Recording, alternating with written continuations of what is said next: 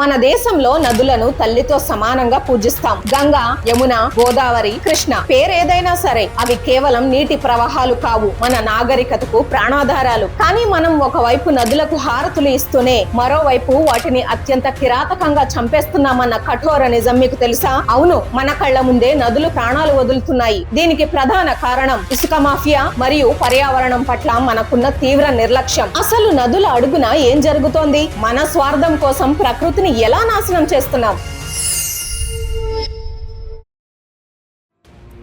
ఇసుక తవ్వకాలను మనం చాలా తేలికగా తీసుకుంటాం. కానీ కాశ్మీర్లోని సుఖ్నాగ్ నదికి పట్టిన గతి చూస్తే పరిస్థితి తీవ్రత అర్థమవుతోంది. ఆ నది అడుగు భాగం నుంచి ఏకంగా 15 లక్షల టన్నుల ఇసుకను తోడేశారు. దీనివల్ల ఏమైందో తెలుసా? ఆ ప్రాంతంలో ఎప్పుడూ పారే సహజ నీటి ఊటలు పూర్తిగా ఎండిపోయాయి. జీలం నది ఉపనదులు సైతం ఎండిపోయి వ్యవసాయం నాశనమైంది. ఇసుక తవ్వకాల వల్ల పెరిగిన మట్టి కాలుష్యానికి సున్నితమైన బ్రౌన్ ట్రౌట్ లాంటి చేపలు ఊపిరాడక చనిపోయాయి. పరిస్థితి విషమించడంతో చివరికి నేషనల్ గ్రీన్ ట్రిబ్యునల్ జోక్యం చేసుకుని ఆ తవ్వకాలను ఆపాల్సి వచ్చింది. అసలు ఇసుక తీస్తే నది ఎందుకు చనిపోతుంది? ఇక్కడే మనం కొంచెం సైన్స్ అర్థం చేసుకోవాలి. నది అడుగున ఉండే ఇసుక సహజమైన చెక్ డ్యామ్ లాగా ఒక పెద్ద స్పాంజ్ లాగా పనిచేస్తోంది. అది నీటిని పట్టి ఉంచి నెమ్మదిగా భూమిలోకి ఇంకేలా చేసి భూగర్భ జలాలను పెంచుతుంది. మీరు ఆ ఇసుకను మొత్తం తోడేస్తే నీరు భూమిలోకి ఇంకదు, వేగంగా కొట్టుకుపోయి వృధా అవుతుంది. దీని వల్ల చుట్టుపక్కల ప్రాంతాల్లో బోర్లన్నీ ఎండిపోతాయి. అంతేకాదు, ఇసుకను విపరీతంగా తవ్వేయడం వల్ల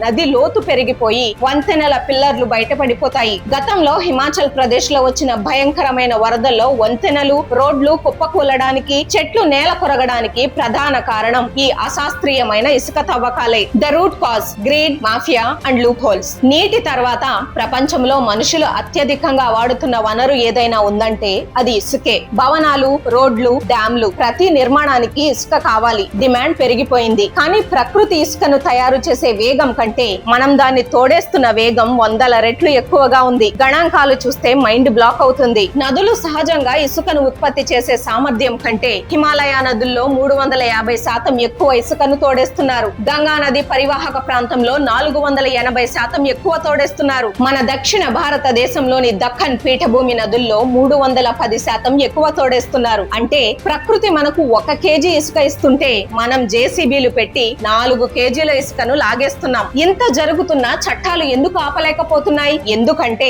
1957 నాటి MMDR చట్టం ప్రకారం ఇసుక అనేది మైనర్ మినరల్. దీనిపై పూర్తి అధికారం రాష్ట్ర ప్రభుత్వాలకే ఉంటుంది. దీంతో చట్టం ప్రకారం పర్యావరణ అనుమతులు ఖచ్చితంగా తీసుకోవాల్సిన అవసరం ఉన్నప్పటికీ దొంగ పర్మిషన్లతో లేదా నిబంధనలను గాలికి వదిలేసి నదులను నిలువునా దోచేస్తున్నారు. ఇసుక మాఫియాకు స్థానిక అధికారులకు మధ్య ఉన్న అక్రమ బంధం వల్ల ఈ దందా యథేచ్ఛగా సాగుతోంది. ఈ ఘోరాన్ని చూసి నేషనల్ గ్రీన్ ట్రిబ్యునల్ ఒక సంచలన వ్యాఖ్య చేసింది. నదులంటే పడవలు నడిపే ద్రవపు హైవేలు కావు, ఇసుకను తోడుకునే గనులు కావు, అవి మన జీవనాధారాలు. సుప్రీం కోర్టు కూడా ఈ ఇసుక మాఫియాపై సీరియస్ అయింది. State of UP versus Gaurav Kumar కేసులో సుప్రీం కోర్టు స్పష్టమైన తీర్పునిస్తూ పక్కా సర్వే రిపోర్ట్ లేకుండా ఏ ఒక్క పర్యావరణ అనుమతి ఇవ్వకూడదని స్పష్టం చేసింది. ఆర్టికల్ 21 ప్రకారం నదులను, పర్యావరణాన్ని కాపాడటం ప్రభుత్వాల కనీస బాధ్యత అని తేల్చి చెప్పింది. మరి పరిష్కారం ఏంటి? మనం నిర్మాణాలు ఆపేయలేం కదా, అందుకే మనకు ప్రత్యామ్నాయాలు కావాలి. నెంబర్ 1, ఎం శాండ్ అంటే మ్యానుఫ్యాక్చర్డ్ శాండ్ వాడకం. గ్రానైట్ రాళ్లను క్రష్ చేసి తయారు చేసే ఈ ఇసుక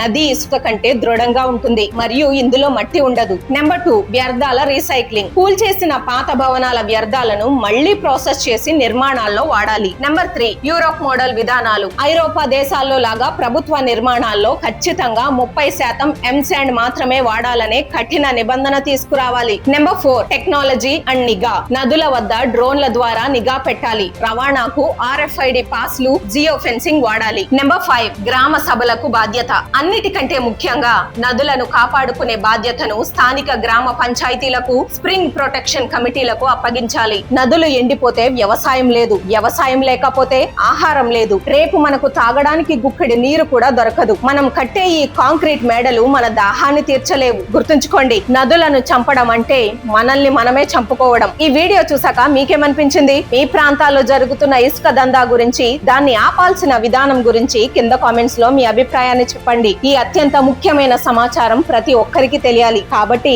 ఈ వీడియోను లైక్ చేసి అందరికీ షేర్ చేయండి. ప్రకృతిని కాపాడుకుందాం. జై హింద్.